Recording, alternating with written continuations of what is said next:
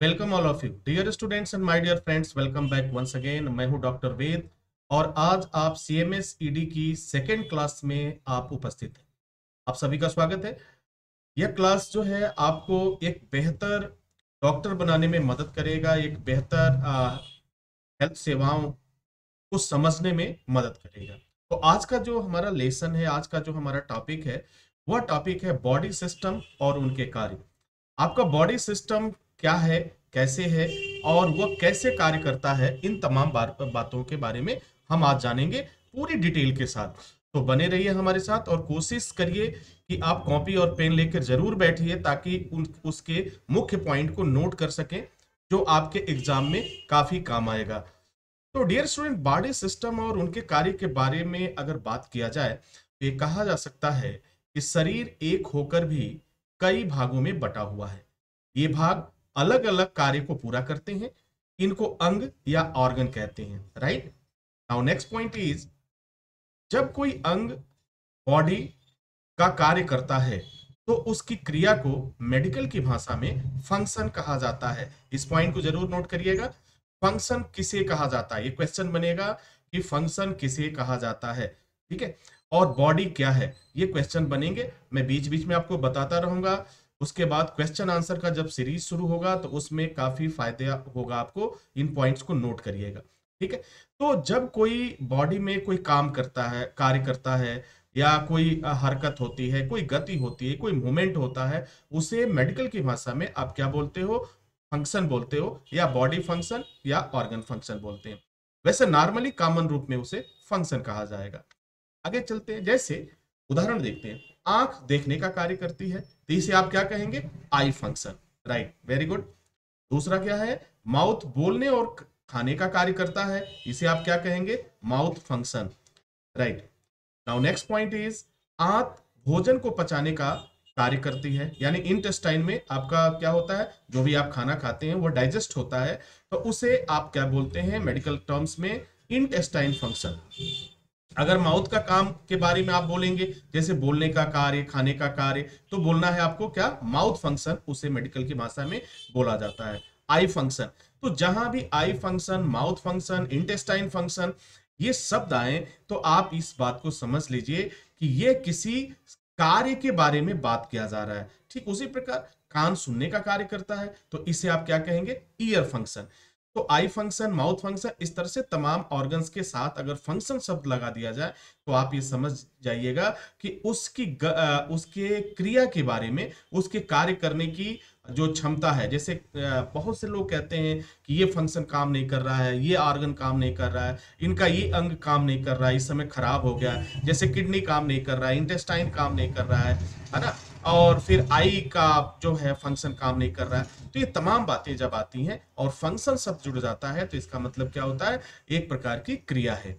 ठीक है, चलिए आगे बढ़ते हैं। अगला पॉइंट हमारा है बॉडी सिस्टम के प्रकार। How many types of body system? अगर क्वेश्चन हो कि बॉडी का सिस्टम जो है, शरीर संस्थान के कितने भाग होते हैं, how many types of body system, तो ह्यूमन बॉडी में, तो इसके बारे में आप जानेंगे। तो बॉडी सिस्टम के बारे में अगर हम देखें तो कह सकते हैं, जब बहुत से अंग मिलकर एक कार्य करते हैं। ठीक है, जब बहुत से अंग, अंग यहां पे अंग का मतलब क्या हुआ? ऑर्गन। जब बहुत से ऑर्गन मिलकर एक कार्य करते हैं, जैसे शरीर को स्वस्थ रखना, शरीर को चलायमान रखना आदि, उसे हम क्या बोलेंगे? संस्थान या सिस्टम बोलेंगे। क्या बोलेंगे? संस्थान या सिस्टम। हिंदी में संस्थान बोलेंगे, इंग्लिश में सिस्टम बोलेंगे, बॉडी सिस्टम। ओके, आगे चलते हैं। मानव शरीर में कुल 9 प्रकार के सिस्टम कार्य करते हैं। कितने प्रकार के सिस्टम काम करते हैं? याद रखिएगा, पॉइंट नोट करिएगा, क्वेश्चन जरूर बनेगा इस पर कि मानव शरीर में, ह्यूमन बॉडी में कुल कितने प्रकार के सिस्टम फंक्शन करते हैं। तो आपका जवाब कितना होना चाहिए? 9 प्रकार के सिस्टम काम करते हैं। There are 9 types of function are working in human body. Right now next point is अस्थि संस्थान। पहला क्या है? अब 9 सिस्टम जो है उनके नाम जानेंगे और उसके साथ साथ आप इंग्लिश के नाम भी जानेंगे। कॉपी पेन आपने ले रखा है, आप नोट जरूर करते चलिएगा। तो अस्थि संस्थान को हिंदी में बोला जाएगा और इंग्लिश में इसी को आप क्या बोलते हैं? Skeletal system. क्या बोलेंगे? Skeletal system. Now next point, मांस संस्थान, मांस संस्थान या मांस संस्थान, इसे आप बोलते हैं मस्कुलर सिस्टम। क्या बोलते हैं? Muscular system. नेक्स्ट पॉइंट होगा संधि संस्थान, जिसे क्या बोलते हैं आप? ये सिंडेस्मोलॉजी। क्या बोलते हैं इसे? सिंडेस्मोलॉजी बोला जाता है। अब बात करेंगे रक्तवाहक संस्थान को क्या बोलेंगे? Circulatory system. Circulatory system. अगला पॉइंट्स जो होगा आपके, वो होगा पाचक संस्थान। जो खाना पचाने का काम करते हैं उन्हें आप क्या बोलते हैं? Digestion system. ठीक है, उन्हें क्या बोलेंगे आप? Digestion system. अगला होगा श्वास संस्थान, यानी सांस लेने का काम क्या करता है जो बॉडी में, वो जो फंक्शन चलता है उसको आप इंग्लिश में बोलते हैं रेस्पिरेटरी सिस्टम। क्या बोलते हैं? Respiratory system. अगला पॉइंट है मूत्रवाहक संस्थान, इसको क्या बोला जाता है? एक्सीरेटरी सिस्टम या यूरिनरी सिस्टम। एक्सीरेटरी सिस्टम और यूरिनरी सिस्टम, मूत्रवाहक संस्थान को इंग्लिश में बोला जाता है। 8वें नंबर का क्या होगा सिस्टम? नाड़ी संस्थान, जिसे आप क्या कहते हैं? Nervous system. क्या बोलते हैं? Nervous system. अब बात करते हैं उत्पादक संस्थान या रिप्रोडक्टिव सिस्टम। उत्पादक संस्थान या रिप्रोडक्टिव सिस्टम, जिससे क्या होता है, जैसे कि संतान का जन्म होता है, बच्चे पैदा होते हैं, उन्हें हम रिप्रोडक्टिव सिस्टम के नाम से जानते हैं। तो बॉडी के जो सिस्टम है वो कितने प्रकार के हो गए? 9 प्रकार के हो गए। आपने देखा, इन सबको आप याद रखिएगा और कोशिश करिएगा कि हिंदी के साथ साथ इंग्लिश शब्द को याद करने की कोशिश करिएगा। आगे बहुत काम आने वाला है और बहुत फायदा होने वाला है आपको। Digestion system, respiratory system, urinary system, excretory system, nervous system, reproductive system. जब आपकी ओपीडी होगी, जब आपका प्रैक्टिकल होगा, उस समय इन शब्दों को डॉक्टर्स यूज करेंगे आपको पढ़ाते समय। ठीक है, तो ये सब जरूर याद रखिएगा और थोड़ा थोड़ा करके अगर आप करते जाएंगे तो बहुत अच्छे तरीके से आप इस चीज को कर पाएंगे और समझ पाएंगे। तो अब क्या कह सकते हैं, बॉडी सिस्टम प्रकार के बारे में अगर बात आती है तो आप क्या कह सकते हैं? अतः कहा जा सकता है कि शरीर को 9 संस्थान या सिस्टम द्वारा संचालित किया जाता है। ठीक है, अब थोड़ा सा और आगे चलते हैं। अब इसमें पहला हम लेते हैं अस्थि संस्थान, जिसे हम कहते हैं स्केलेटल सिस्टम। पहला पॉइंट क्या होगा? Skeletal system. तो dear students and my dear friends, जो ये सीएमएस और ईडी की मेडिकल क्लासेस चल रही है, ऑनलाइन चल रही है, उन तमाम स्टूडेंट्स के लिए कि जो घर पे रह करके इस समय पढ़ाई कर रहे हैं, बहुत दूर दराज हैं और उन्हें काफी दिक्कतों का सामना करना पड़ता है। मकसद ये है एसएसटी इंस्टीट्यूट का कि जो भी ये मेडिकल कोर्स है इसकी जानकारी आपको अच्छे तरीके से हो, ताकि आप अपने लाइफ में अच्छी तरह से सेवा दे पाएं, अच्छी तरह से प्रैक्टिस कर पाएं। अगर आप भी सीएमएस और ईडी की क्लासेस ज्वाइन करना चाहते हैं तो एडमिशन ओपन है। इस समय दिए गए नंबर पे आप कॉल कर सकते हैं और अपना डॉक्यूमेंट सेंड कर सकते हैं। आपका एनरोलमेंट होने के बाद आप क्लास ज्वाइन कर सकते हैं। आप हर एक सेशन को ज्वाइन कर पाएंगे। तो बात करते हैं अगले पॉइंट्स की, अस्थि संस्थान, स्केलेटल सिस्टम। स्केलेटल सिस्टम के बारे में जब चर्चा होती है तो इसमें हमारा जो डिफाइन करने का मोड होता है वो कुछ इस प्रकार से होगा। मानव शरीर का पूरा स्ट्रक्चर हड्डियों के ऊपर स्थित होता है। इस पे होता है, हड्डियों के ऊपर स्थित होता है। अर्थात मानव शरीर का ढांचा हड्डियों का समूह है, राइट, जिस पर शरीर का निर्माण होता है। यानी एक तरह से आप समझ लीजिए कि जैसे किसी मशीन को किसी कैबिनेट में रखा जाता है, फिट किया जाता है, उसी तरह से जो हमारी ह्यूमन बॉडी है वह किस पे है? हड्डियों के ऊपर ये फिक्स है। यानी हड्डियों के ऊपर क्या है? स्किन है, मांस है और उसी से आपका स्वरूप बनता है। तो हमारा जो स्ट्रक्चर है वो क्या है? बोन है। बोन अगर ना हो, बॉडी में अगर बोन ना हो तो फिर आपका बॉडी का कोई मतलब नहीं होगा। आपका बॉडी कुछ अजीब तरह से दिखाई देगा, एक मांस का लोथड़ा दिखाई देगा। यदि शरीर के ऊपरी त्वचा या स्किन को हटा दिया जाए तो शरीर में केवल हड्डियां ही दिखाई देंगी। बिल्कुल सही। अगर शरीर के ऊपरी हिस्से को देखिए, आप अपने फेस को देखिए, हाथ को देखिए, हर जगह कुछ मांसल जगह है, जिसे आप क्या कहते हैं? ऊपरी त्वचा कहते हैं, स्किन कहते हैं, ऊपरी भाग कहते हैं, मेडिकल टर्म में एपिडर्मिस कहा जाता है। तो ये तमाम तरह की चीजें हैं। अगर इनको सोचिए, आप स्क्रीन पे देख सकते हैं, दो तरह की स्थिति दिखाई गई है। अंदर हड्डियों को भी दिखाया गया है इस इमेज के माध्यम से। आप देखिए इस फोटो के माध्यम से, चित्र के माध्यम से, तो इसमें अंदर आपको हड्डियां दिखाई देंगी और बाहर उसके साइड में हाथ दिखाई दे रहा है, सिर दिखाई दे रहा है, पेट दिखाई दे रहा है, ये सारी चीजें हैं। तो ये सिद्ध होता है कि हड्डियों के ऊपर क्या है, ये हमारा पूरा बॉडी खड़ा है, यानी एक ढांचा है, एक उसका क्या कहते हैं, स्ट्रक्चर है। अगले पॉइंट्स की बात करेंगे। छोटी बड़ी सभी सभी हड्डियों को मिलाकर हमारी बॉडी में कुल 206 यानी 206 हड्डियां होती हैं। छोटी हड्डियों को ले लें, बड़ी हड्डियों को ले लें, सबको अगर कैलकुलेट हम करते हैं तो हमारी बॉडी में जो हड्डियों की संख्या है वह कुल कितनी होती है, 206 हड्डियां होती हैं। अब आगे चलते हैं। शरीर की हड्डियां ऑर्गेनिक मैटर अर्थात सजीव पदार्थ और खनिज पदार्थ या मिनरल मैटर से बनी होती हैं। यहां पे भी एक पॉइंट्स याद रखिएगा कि बॉडी जो है, जो बॉडी में हमारी बोन है, वह बोन किस चीज से बनी होती है, ये क्वेश्चन यहाँ पे होगा कि जो ह्यूमन बॉडी है उसका जो बोन यानी हड्डी है उसकी बनावट में क्या क्या चीज इन्वॉल्व होता है। तो इसमें दो तरह की चीजें इन्वॉल्व होती हैं, ऑर्गेनिक मैटर और मिनरल मैटर। ऑर्गेनिक मैटर को आप हिंदी में सजीव पदार्थ कहते हैं और मिनरल मैटर को आप खनिज पदार्थ कहते हैं।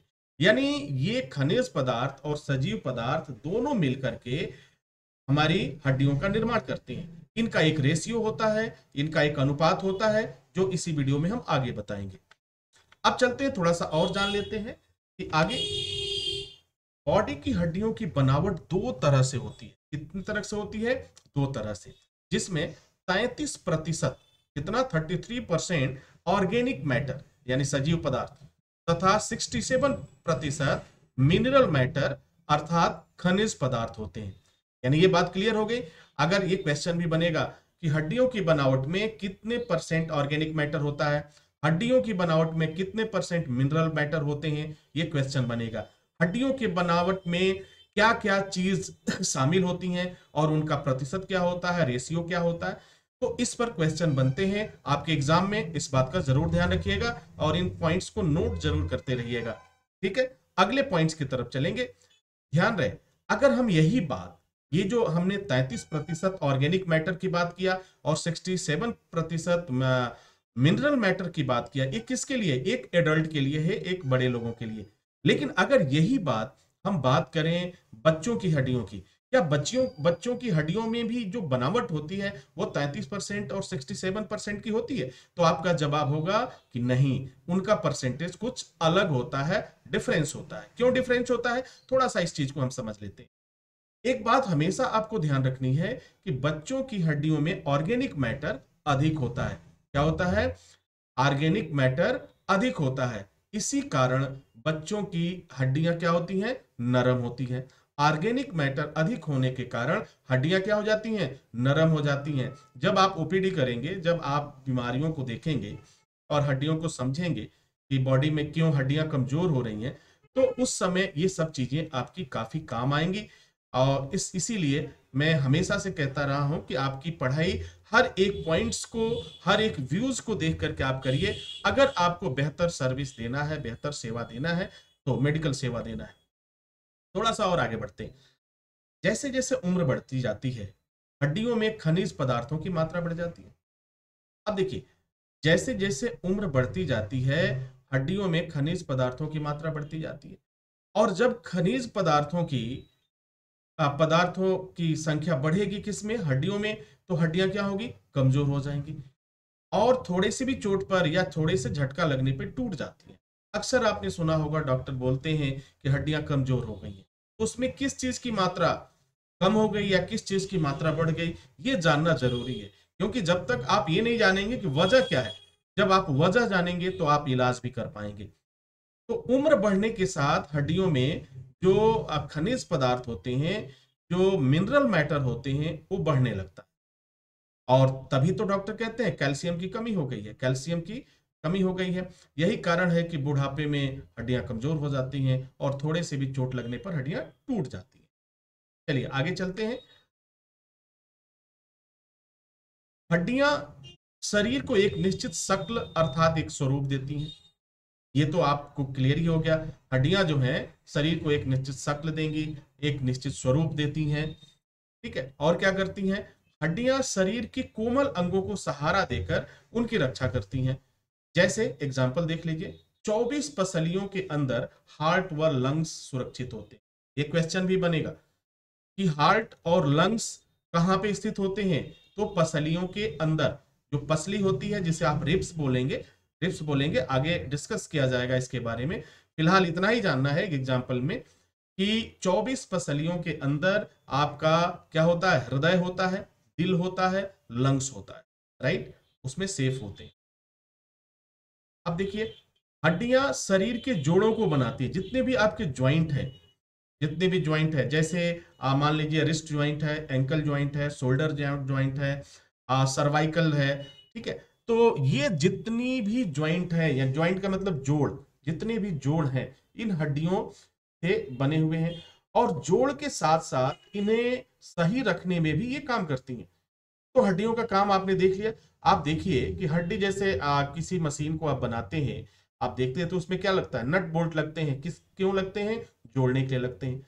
अब बॉडी में क्या है? बॉडी में कुछ ऊपर वाले ने इस तरह से बनावट दिया है, इस तरह से बनाया है कि अलग अलग हड्डियों को हमारे शरीर में फिट कर दिया है, और उनमें एक जोड़ भी बनाया है। और उस जोड़ में नट बोल्ट तो नहीं लगते, लेकिन उसमें बॉडी से ही कुछ ऐसी चीजें हैं जो हमारी हड्डियों को ठीक रखती हैं और सुरक्षित रखती हैं। तो हड्डियां क्या करती हैं? जोड़ों का भी निर्माण करती हैं और उन्हें ठीक रखने में भी मदद करती हैं। थोड़ा और आगे चलेंगे। हड्डियां शरीर को एक गति या हलचल देने का कार्य करती है। अब देखिए, शरीर जो में जितनी भी गति होती है, मूवमेंट होता है, जैसे हम बोल रहे हैं, इस समय आप सुन रहे हैं, आप देख रहे हैं, तो आप अपने हाथों से काम करते हैं, पैर से चलते हैं, तो ये क्या है? ये जोड़ है, अलग अलग हमारी बॉडी में जोड़ है और ज्वाइंट है। इन्हीं के आधार पर हमारा जो बॉडी का सिस्टम है वो काम करता है, और इस चीज को और भी बेहतर बनाने के लिए हमें क्या होती है? एनर्जी की जरूरत होती है, और एनर्जी भी हमारे बॉडी से ही आता है। एनर्जी कहां से आएगा? हमारी बॉडी से ही आएगा, एनर्जी कहीं बाहर से नहीं आएगा। तो अभी जो आज हम लोगों ने पढ़ा, ये जो है हमारा बॉडी सिस्टम हमने पढ़ा। देखिए डियर स्टूडेंट, इस पे जो है एक और क्वेश्चंस बनेंगे। जो क्वेश्चन बनते हैं, कुछ क्वेश्चंस को हम आपसे बात कर लेते हैं।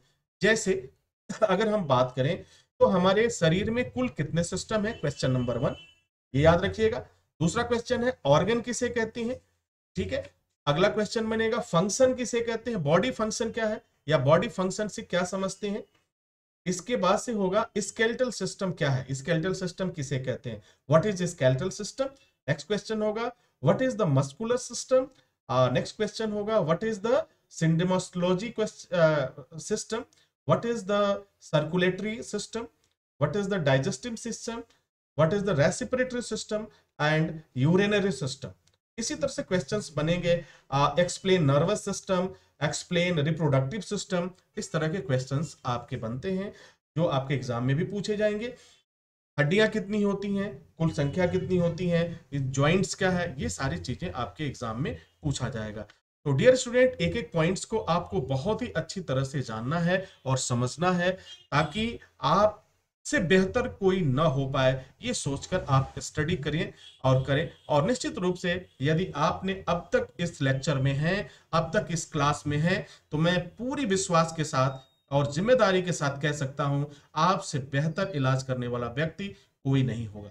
आने वाले समय में आप एक बेहतर सर्विस, मेडिकल सर्विस दे पाने में सक्षम होंगे, बीमारियों को समझ पाने में सक्षम होंगे, उनकी कैसे इलाज किया जाए ये जानने में सक्षम हो पाएंगे।